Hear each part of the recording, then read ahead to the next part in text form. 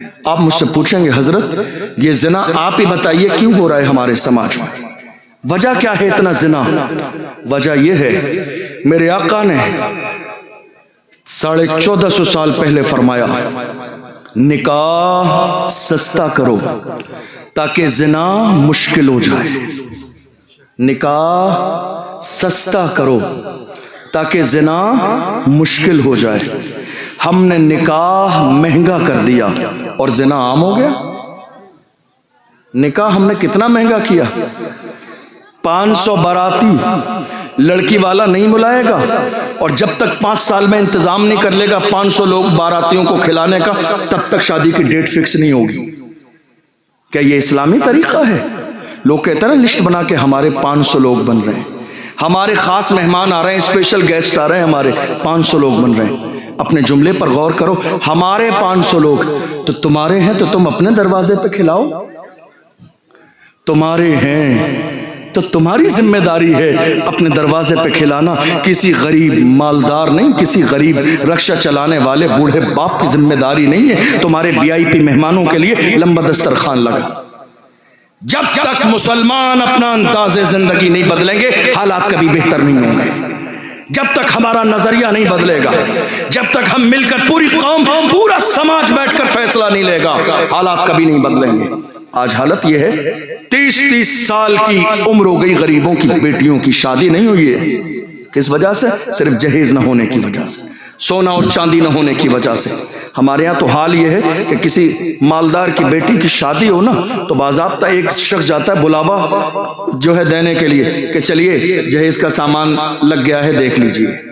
یہ بھی تو سوچو تمہارے محلے میں غریب بھی رہتے ہیں، دکھا رہے ہو نا کہ اتنا سامان دیا ہے، یہ بھی ہے، یہ بھی ہے، یہ بھی ہے۔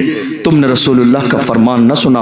میرے آقا فرماتے ہیں گوشت بناؤ، گوشت بناؤ تو گوشت کی سالن کی خوشبو سے پڑوسی کو تکلیف نہ دو۔ جو غریب ہے، جسے گوشت بنانے کی طاقت نہیں ہے، اتنے پیسے نہیں ہیں، اسے تکلیف نہ دو۔ یا تو چھپ کے بناؤ، تمہارے دروازے سے خوشبو تک باہر نہ نکلے جو اس کے دل کو تکلیف ہو۔ اور اگر تم بناتے ہی ہو تو میرے آقا نے فرمایا پانی تھوڑا سا زیادہ ڈال کے شوربہ زیادہ کر دو اور تھوڑا سا اس غریب کے گھر بھی بھیج دو، تمہارا بھی کھانا ہو جائے اور اس غریب کا دل بھی رہ جائے۔ اسلام احساس والا مذہب ہے، حتیٰ کہ میرے آقا نے یہاں تک فرمایا اللہ تمہیں دولت دے، اپنی اولاد کے لیے فروٹ لے کر آؤ بازار سے کھلانے کے لیے۔ اب غور کرو، عقل حیران ہو جاتی ہے ان حدیثوں کو پڑھ کے۔ جب فروٹ لے کر آؤ، امام غزالی نے مکاشفۃ القلوب کے اندر پڑوسیوں کے حقوق میں ان ساری احادیث کو کوٹ کیا ہے۔ فرمایا میرے آقا نے جب فروٹ لے کر آؤ تو یا تو تھوڑے سے پڑوسی کے گھر بھیج دو، اور اگر تمہیں اتنی گنجائش نہیں ہے تو چھل کے فروٹ کے دروازے کے باہر نہ ڈالو کہ غریب کے بچوں کا دل نہ ٹوٹ جائے۔ یہ میرے آقا کا فرمان ہے، یہ مصطفیٰ جان رحمت کا دین ہے۔ اسلام احساس والا مذہب ہے۔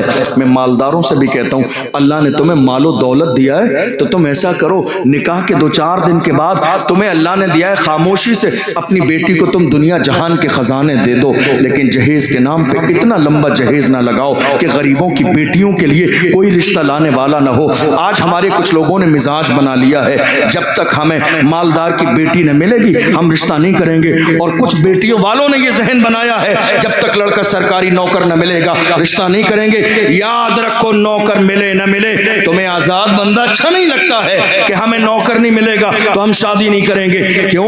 تمہیں ایسا لگتا ہے سرکاری نوکر ملے گا مالدار آدمی ہوگا تو ہماری بیٹی چین سے رہے گی؟ نہیں میرے عزیز، ہم دنیا بھر میں جاتے ہیں، لوگ ہمیں ملتے ہیں، ہم نے کروڑ پتیوں کے گھر میں ایک ہفتے سے بیٹیوں کو فاقے سے رہتے دیکھا ہے۔ کروڑ پتیوں کے گھر میں اس بندے کو جس کو ماں باپ نے کروڑ پتی کے نام پر اپنی بیٹی دے دی، باہر 2 بیویاں رکھتے بھی دیکھا ہے، شراب پیتے بھی دیکھا ہے، جوا کھیلتے دیکھا ہے، اپنی بیٹی کے ساتھ درندگی کرتے دیکھا ہے۔ اس لیے دار و مدار سکون کا دنیا کی دولت پر نہیں ہے، یہ دیکھو کہ وہ لڑکا خاندانی ہے کہ نہیں ہے، دیندار ہے کہ نہیں ہے، اہل بیت سے محبت کرنے والا ہے کہ نہیں ہے، بزرگوں کے دامن سے وابستہ ہے بھی نہیں ہے۔ جو خاندانی ہو، بزرگوں کے دامن سے وابستہ ہو اور اللہ کے گھر سے رشتہ ہو، مجھے یقین ہے وہ کتنی محنت کرے گا گا لیکن دال روٹی اپنی بیوی کو ضرور کھلا دے گا. اور یاد رکھنا کھلانے والی ذات میرے رب کی ہے. صرف لڑکے کا نصیب نہیں ہے، جو لڑکی آتی ہے اس کا بھی تو اپنا نصیب ہے. آپ کو حیرت ہوگی، لوگ کہتے ہیں نا ہمارے لڑکے شادی نہیں ہوئی 35 سال کی 29 سال کی، لڑکا پیروں پہ کھڑا ہو جائے پھر شادی کریں گے. کیسے پیروں پہ کھڑا ہوگا؟ ہوائی جہاز اڑانے لگے تو پیروں پہ کھڑا ہوگا.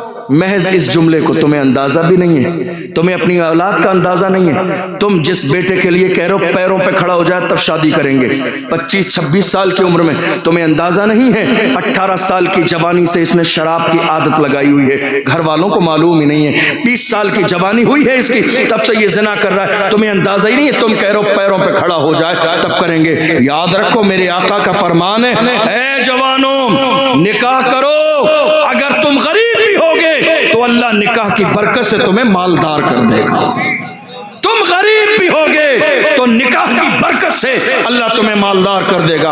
اور بات سمجھ میں آنے والی ہے، ایک طرف لڑکے کا نصیب ہے، جب لڑکی آئے گی تو وہ بھی تو اپنا نصیب لے کر آئے گی. تو جب دو نصیب جمع ہو جائیں گے تو اللہ دو لوگوں کو عنایت حصہ عطا فرمائے گا ان کی قسمت کا. اس لیے کوشش کریں شادیاں سستی کریں، شادیاں جلدی کریں. میرے آقا کا فرمان ہے شادی میں تاخیر کی وجہ سے جن لوگوں سے گناہ ہو جائے گنہگار پھر ماں باپ بھی ہوں گے. اس لیے میں اپنے جوانوں سے بھی کہتا ہوں، جوانوں یہ عہد کر کے جاؤ، ہم اپنے والدین سے آج کے بعد جس طرح زندگی میں ہم نے ہر چیز کے لیے فرمائش کی، آج کے بعد یہ بھی فرمائش کریں گے، اے ہمارے ماں باپ رشتہ دیکھنے جائیے، یہ مت دیکھیے گھر کتنا بڑا ہے، یہ مت دیکھیے حویلی کتنی بڑی ہے، یہ مت دیکھیے دولت والا ہے کہ نہیں، یہ دیکھنا کہ اس لڑکی کے پاس دین کی دولت ہے کہ نہیں، قرآن کی دولت ہے کہ نہیں، شریعت کی دولت ہے کہ نہیں، حیا کی دولت ہے کہ نہیں، پردے کی دولت ہے کہ نہیں، حضور کی غلامی کی دولت ہے کہ نہیں، وہ عورت کنیز فاطمہ ہے کہ نہیں. جس دن تمہارے گھر میں ایسی بیوی آ جائے گی جو کنیز فاطمہ ہے تو دیکھ لینا انشاءاللہ تمہارے ہی نسل سے کوئی نہ کوئی بیٹا ایک دن ٹیپو سلطان جیسا بہادر پیدا ہوگا جس نے کہا تھا انگریزوں کے سامنے شیر کی ایک لمحے کی زندگی گیدڑ کی 100 سالہ زندگی سے بہتر ہے. ہمت کرو، جرت کرو حضور کے سچے غلام بننے کی. سچے غلام تم جس دن بن جاؤ گے حالات تمہارے بہتر ہو جائیں گے. اللہ کا قرآن کہتا ہے ان اللہ لا یغیر ما بقوم حتی یغیروا ما بانفسہم. خدا نے آج تک اس قوم کی حالت نہیں بدلی نہ ہو احساس جس کو اپنی حالت خود بدلنے کا. اس لیے ارادہ کریں، نیت کریں، ہم جب تک زندہ رہیں گے نہ شراب کے قریب جائیں گے، نہ زنا کے قریب جائیں گے، نہ جوئے کے قریب جائیں گے. اور کوشش کریں 5 وقت کی نماز پڑھ لیا کریں. ہمارے جوانوں کا تو حال یہ ہے جمعے میں ایک دن نماز پڑھتے ہیں 1 وقت کی، اور وہ بھی صرف 2 رکعت. کتنی؟ صرف 2 رکعت. جوانوں یہ بتاؤ کیا جمعے کی نماز صرف 2 رکعت ہے؟ تم جو اللہ کے گھر سے نکل کے بھاگ رہے ہو نا، کس کے لیے؟ کس کے لیے بھاگ رہے ہو؟ 1 ہفتے کے بعد آئے اللہ کے گھر میں مسجد میں، اور اس کے بعد بھی نکل کے بھاگ رہے ہو 2 رکعت پڑھنے کے بعد. کس کے لیے؟ دوستوں کے لیے باہر کھڑے ہیں. کوئی دوست ووست نہیں ہوتا ہے. ذرا تمہاری روح نکلنے دو، غسل یہی دیں گے، کفن یہی پہنائیں گے، یہی کہیں گے جلدی لے کے چلو، قبر میں یہی اتاریں گے، مٹی یہی دیں گے. جن کے اوپر تمہیں ناز ہے 3 لپ مٹی دینے کے بعد 5 منٹ کا وقت نہیں ہوگا تمہارے لیے ہاتھ اٹھا کے فاتحہ پڑھنے کے لیے. یہ دنیا کی دوستی ہے. اس لیے میرے عزیز دوستی کے نام پر اپنے رب کو ناراض نہ کرو، اپنے پروردگار کو ناراض نہ کرو. اور یاد رکھو یہ جو گھر میں بوڑھے ماں باپ ہیں نا تمہارے، ان کی قدر کر لو، ان کا احترام کر لو، ان سے دل سے رشتہ جوڑ لو. اگر ان سے غلطی نہیں، تم نے اگر غلطی کی ہے اور ان کا دل توڑ دیا ہے تو معافی مانگ لو. اس لیے کہ میرے آقا نے فرمایا رضا الرب فی رضا الوالدین وسخط الرب فی سخط الوالدین۔ ماں باپ اگر راضی ہیں تو خدا راضی ہے، ماں باپ اگر راضی نہیں ہیں تو خدا راضی نہیں ہے۔ اس لیے ارادہ کر لو، نہ نماز چھوڑیں گے، نہ شراب کے قریب جائیں گے، نہ زنا کے قریب جائیں گے، نہ جوئے کے قریب جائیں گے، نہ سٹے کے قریب جائیں گے، اور انشاءاللہ آج سرکار سہیل ملت کے ہاتھوں پر توبہ کریں گے کہ آج کے بعد ہم کبھی نماز نہیں چھوڑیں گے انشاءاللہ۔ جب تک یہ سانسیں چلتی رہیں گی نماز کے پابند رہیں گے۔ اور یاد رکھنا، جس دن گناہوں کو چھوڑ کر اپنا رشتہ مدینے والے مصطفیٰ سے جوڑ لیں گے، اللہ اسی دن تمہارے سر پہ عزت کا تاج عطا فرمائے گا۔ اس لیے کہ ہم کسی بھی دور میں جیسے آج ذلیل و رسوا ہو رہے ہیں، ایسے ذلیل و رسوا کبھی نہیں تھے۔ کسی نے کہا تھا نا، طریق مصطفیٰ کو چھوڑنا ہے وجہ بربادی، اسی سے قوم دنیا میں ہوئی بے اقتدار، اپنی خوددار بنے، زندہ دل بنے، حضور کے غلام بنے، اپنے سینے میں قوم مسلم کی محبت پیدا کریں، کوشش کریں سماج کی دلالی کرنے والے دلالوں کو سماج میں ہرگز جگہ نہ دیں۔ ان کا سوشل بائیکاٹ بھی ہو، ہر انداز کا بائیکاٹ ہو، اس لیے کہ ہمیں چھپے ہوئے دشمنوں سے جتنا نقصان نہیں ہوا جتنا قوم میں چھپے ہوئے ان دلالی کرنے والے دلالوں کی وجہ سے ہوا ہے۔ اور یاد رکھو، اپنی قیادت مضبوط کرو، لیڈرشپ مضبوط کرو، اور یہ جو تمہارا ایک ووٹ ہے نا، یہ بہت قیمتی حق ہے تمہارا۔ خدا را کبھی ایسا نہ کرنا کہ پیسوں کو لے کر، جس طرح بہت سارے الیکشن میں لوگ رات کے اندھیرے میں ووٹ بیچ کے کہتے ہیں حضرت جمعے میں دعا کرا دینا اللہ ظالم حکمران سے نجات دے، رات کے اندھیرے میں 500 روپے میں خاندان کے ووٹ بیچ دیے۔ نہیں میرے عزیز، قوم کا نیتا وہ نہیں ہے جو وائٹ کرتا پاجامہ پہنے ہے، قوم کا نیتا وہ ہے جس کے سینے میں قوم کا درد ہے، جس کے سینے میں قوم مسلم کا درد ہے۔ ہم نہ جانے آج کس کس کے پیچھے مارے پھر رہے ہیں، ورنہ حال یہ ہے ہم نے اتنے زمانے میں دیکھ لیا ہماری بات کرنے والا اس ملک میں صرف ایک ہی ہے۔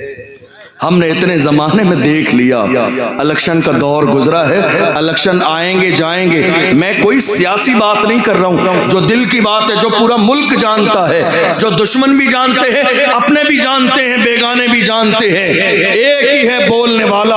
بات نماز کی ہو بولنے والا ایک ہی ہے، بات قرآن کی ہو بولنے والا ایک ہی ہے، وقت بل کی بات ہو بولنے والا ایک ہی ہے، پہلو خان کی بات ہو بولنے والا ایک ہی ہے، تبریز انصاری کی بات ہو بولنے والا ایک ہی ہے، آصفہ کی بات ہو بولنے والا ایک ہی ہے۔ وہ ایک ہی مرد قلندر ہے جس نے پارلیمنٹ میں بل پھاڑ دیا، وہ مرد قلندر جس کے سر پہ نقش نالین مصطفیٰ کی ٹوپی موجود ہے۔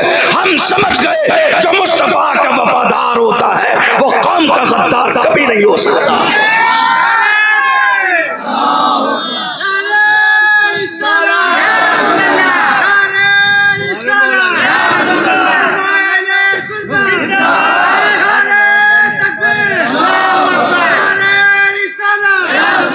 اپنے اندر سیاسی شعور پیدا کریں۔